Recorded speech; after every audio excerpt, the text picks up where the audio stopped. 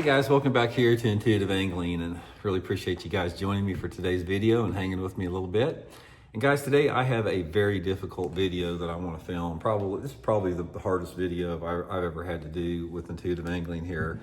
And I want to talk about an interview that Dave Mercer did with Clunn last week. That it disappointed me, it disturbed me. I've been attacked viciously ever since this interview the last 3 or 4 days. And I want to clarify some stuff about some misinformation that came about on that video, and just provide my viewpoint on this thing as a rebuttal to that, because there's a lot of stuff, guys. You have to have a thick skin in this YouTube world to survive, and there's most of the stuff I just let it slide off my back, but there's some things that I don't let slide, and I'm not going to let this slide. So we're going to get into that in today's episode here. And also, guys, before we get started, I just want to extend a big thank you, man. Thank you everybody out there that has taken time and supports Intuitive Angling and the channel I have here. Everybody that's become a channel member or subscribing to the channel, and all your supportive and kind comments. I really appreciate that. And me and my family appreciate that. I just want to let you guys know that before we get started here. Okay, before I get started here, we have a lot of people that join the channel every year. I mean, we get, a lot of times I assume a lot of people know this, but they don't. But if you're new to the channel and you're not familiar with it, I have been like the most outspoken and leading voice against the invasion of electronic technology that we've seen in bass fishing over the past 2 or 3 years, with the advent of forward-facing sonar technology, and now the advent of the AI technology that's being incorporated rapidly into this whole fishing genre. And my standpoint on it is bass fishing is an art form. It's an intuitive, instinctual skill, and technology has no part in it. It's like when you try to incorporate advanced modern technology into a sport that is basically a very nature-oriented primal skill, you degrade the sport, and that's what we've seen. And if you're not familiar with it, this whole advent of forward-facing sonar has brought about a huge amount of division in the sport and chaos and turmoil, and it's just not the same. It's just like the sport has become an absolute shit show in the last 3 years, completely because of forward-facing sonar. And Rick made a comment in this video that really disturbed me, because I'm going to play it right here. Let me play this clip that Rick said, and then we're going to get back into it. The person that's good at all of it. No, and again, it's I enjoyed Dylan talking about that. He found this, and I hate the terminologies, and this is again sick minds that come up with cheating box. That's a sick mind. Okay, you're calling him a cheater. You're calling the other ones a cheater, and yet there's nothing, they're doing nothing to break the rules. That's a just lazy, sick way of thinking. And, but, I did find it interesting that Dylan said, I find it boring when I'm sitting down. Okay, guys, first of all, I took this as a direct shot at me, and if you look at a lot of the comments in Dave's video, there's a lot of people that basically say, we know you're taking a shot at Randy here. I coined the term cheater box several years ago, and when I did that, I explain this all the time in my videos. It's not meant to be that the cheater box means if you use a cheater box, you're cheating.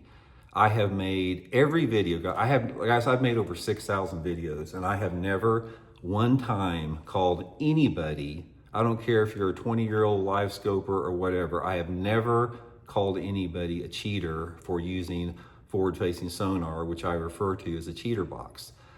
The term that I coined, cheater box, has to do with the technology and the unit itself being not fair chase. Fair chase is everything in sport fishing. It's like when you talk about fishing or hunting, it's all about fair chase. And that is the foundation that we have to build upon, is fair chase.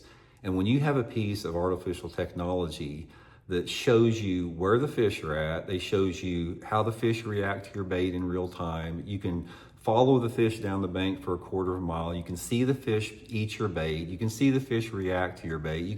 You can see if the fish are interested or not interested in your bait. That is not fair chase. That would be like somebody in basketball, taking a shot and knowing exactly where that ball was going to go as soon as they released it. Exactly.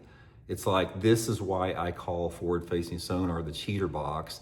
And there's a segment of people out there, obviously Rick's one of them, cannot get through their heads that I have never called anybody a cheater for using this technology. I have always, and most all the people that are on my side on this, which there's a ton of them, I have always put this blame on 5 entities: Humminbird, Garmin, Lowrance, Bassmaster, MLF. The electronic companies were the one that started all this. I'm not the one that has started all this controversy or division. I'm simply a broken down signpost pointing the way. This was started by the advent of the companies coming up with this advanced technology, and then Bassmaster and MLF allowing it to be legal in the tournaments. This is where it came up. If you want to point fingers and you want to blame anybody at this chaos and this controversy that's coming from forward-facing sonar, then you need to go back to the electronic companies for inventing it, and you need to go back to Bassmaster and MLF for allowing it to be legal in tournaments. You know how all this could have been avoided? We wouldn't even have this conversation of what they coined, they call now the modern bass fishing versus the traditional bass fishing. You wouldn't have this conversation if MLF and Bassmaster would have had the vision and intelligence and decency and intellect and foresight to look at this technology and say, this is not where we want to go. This is not the road that fishing is. This diminishes the very fundamental art form and the mystery and the magic and the uniqueness of what fishing is by allowing this technology in fishing. And one of the things that really irritated me about Rick, aside from the fact that he basically called me and everybody else sick, we have a sick mind and we're lazy because we're against a piece of technology that we see destructive to our sport. I'm not going to let that lie. That's a bunch of bullshit. And another thing with that is Rick was, I'll link the video, guys, and here you can talk, listen to yourself. Rick was making other comments, basically saying that psychologists or saying people that are against forward-facing sonar and criticize the use of it, they have some psychological problem. And he quoted off a psychologist talking about, how they say this to make them feel better. They belittle other people. That's not what it's about. Like I said, if you want to blame anyone on this, the electronic companies and the tournament organizations have created this monster that we have right now. You can't say, if there is hundreds of thousands of bass anglers in this country that are against forward-facing sonar technology and the advancing technologies. And you cannot say that these are sick-minded people, and you cannot say that these people have some type of psychological problem because they have the ability to look into the future and see what the sustainability problems are with the sport and how it's degrading the sport. It's taking away the mystery, the magic, the unknown. It's creating an unlevel playing field. You've got these high school and college anglers out there that some of them have a pontoon boat to fish out of with a 2-dimensional sonar with a 5-inch screen, and somebody else comes out with $50,000 worth of live scopes on the boat, creates this unlevel playing field. It creates a financial disparity. It turns the sport into a financial elitist sport from the cost of this equipment. It basically has pushed out a segment of this bass fishing population that have spent decades honing their craft and given way to people that have used this technology as a shortcut to success. And then by no means anyone that criticized them, if somebody's 20 years old and somebody is critical of the fact that forward-facing sonar was a route to success, they are demonized as these big villains for that. Guys, I don't have any patience for that. This right here has nothing to do with insulting and degrading and belittling the younger anglers that use that.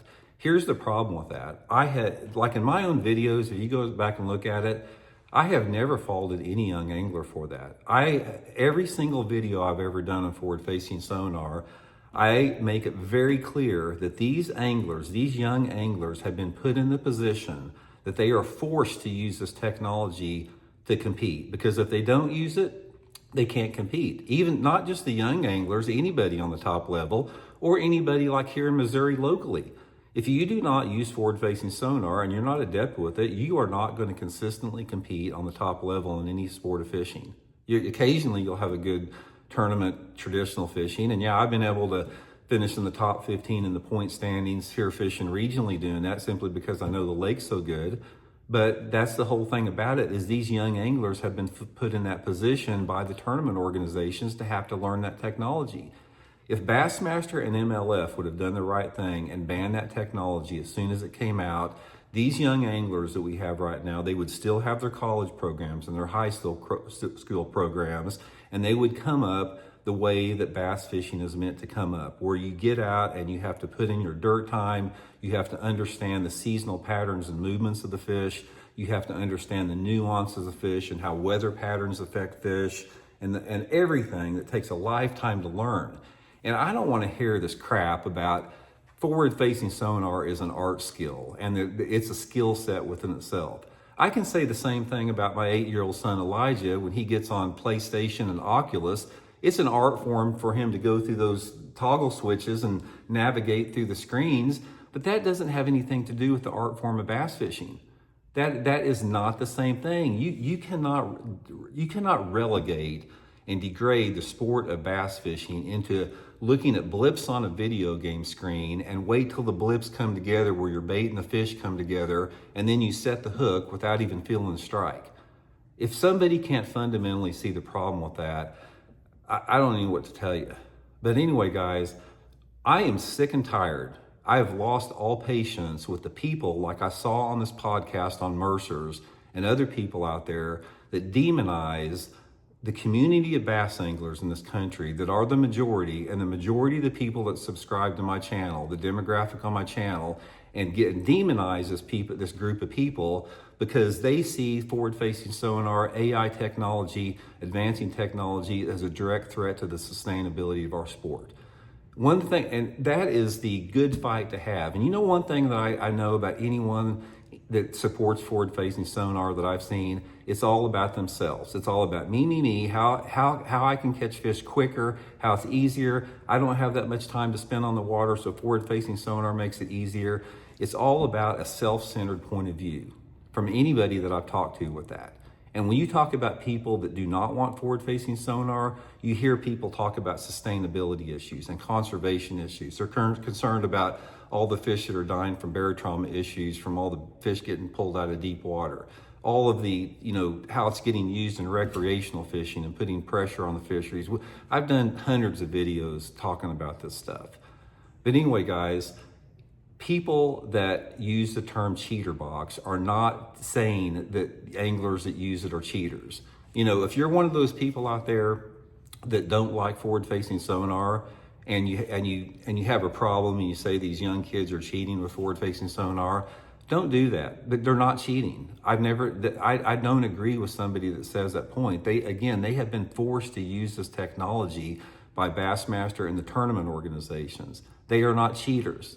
For those people out there that hear what they want to hear, get it through your thick skull. I've never one time said that.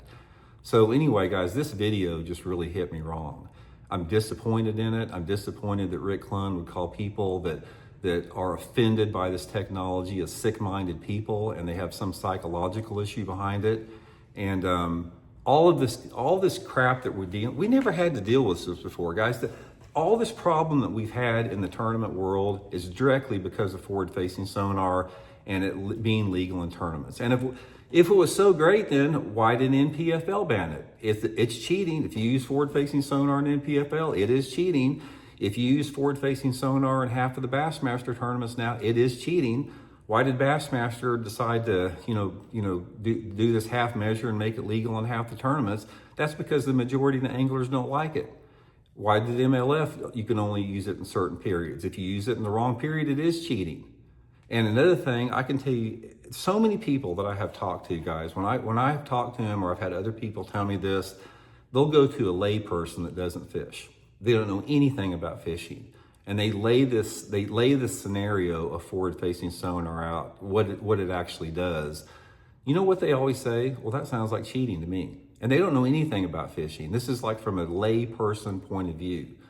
So anyway, all you dudes out there that hate on the people that do not like this technology, the invasion of our sport, every single one of them out there, if you want to point fingers and you want to villainize anybody, you villainize the electronic companies and you villainize the tournament organizations that have allowed this.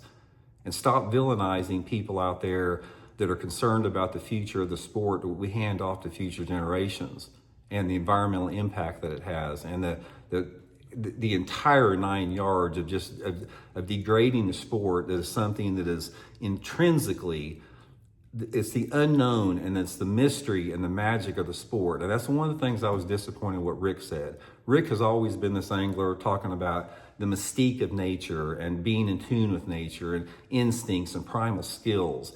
Forward-facing sonar doesn't have crap to do with that. It doesn't.